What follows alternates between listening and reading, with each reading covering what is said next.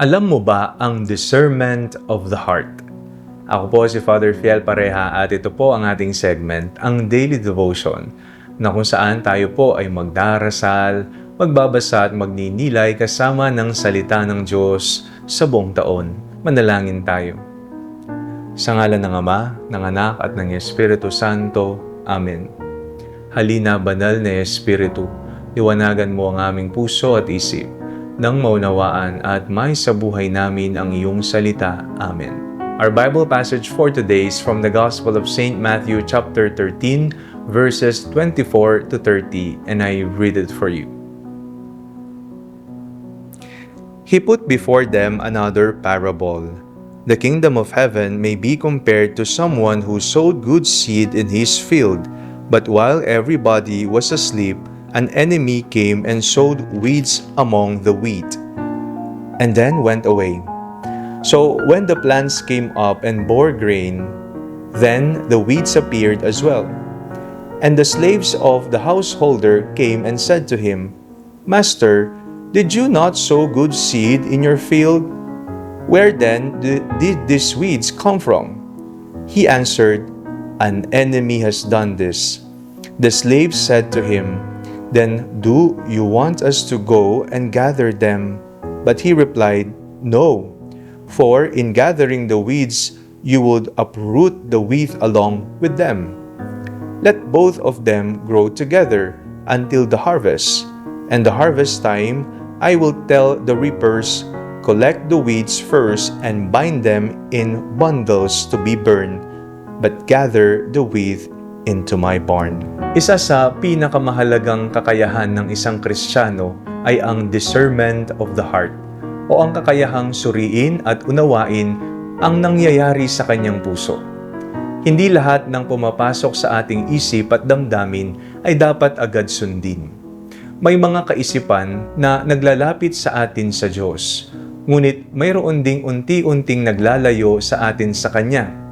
Kaya mahalagang matutunan natin at makilala kung ano ang mula sa Diyos at kung ano ang hindi. Sa Ebanghelyo, ikinuwento ni Jesus ang talinhaga tungkol sa trigo at mga damo. Habang natutulog ang mga tao, dumating ang kaaway at nagtanim ng masasamang damo sa gitna ng trigo. Nang tumubo ang mga halaman, magkahalong nakita ang mabuti at masama. Nang gustong bunutin agad ng mga alipin ang mga damo, sinabi ng may-ari na hintayin muna ang panahon ng anihan upang hindi masama ang trigo sa pagbubunot. Napakaganda pong larawan nito ng ating puso. Sa loob ng bawat isa sa atin, may mga trigo at may mga damo. May mga mabubuting hangarin tulad ng pagmamahal, kabutihan, pagpapatawad at pananampalataya. Ngunit, mayroon ding inggit, galit, pagmamataas, pagkamakasarili at takot.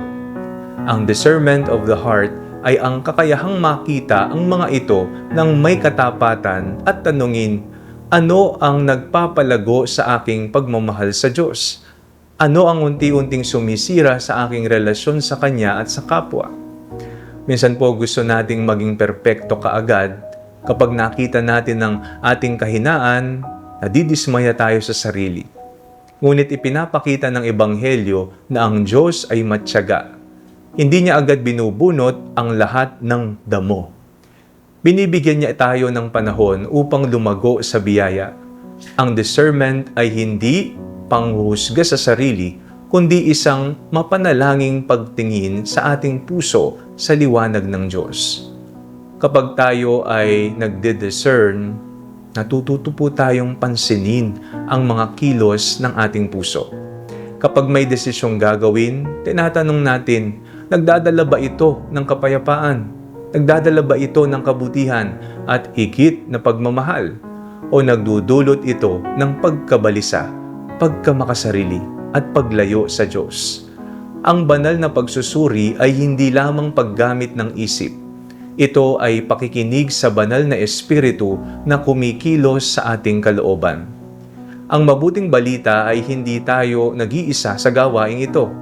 Ang Diyos mismo ang nagtatanim ng mabuting binhi sa ating puso at siya rin ang tumutulong sa ating makilala kung ano ang dapat palaguin at kung ano ang dapat iwanan.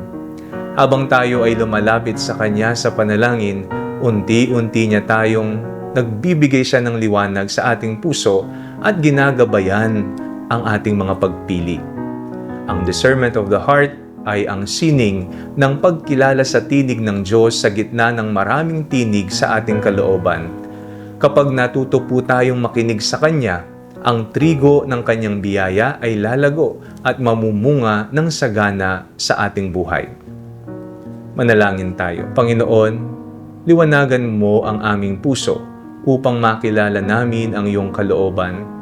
Tulungan mo kaming palaguin ang mabuting binhing iyong itinanim at iwaksi ang anumang naglalayo sa amin sa iyo. Amen.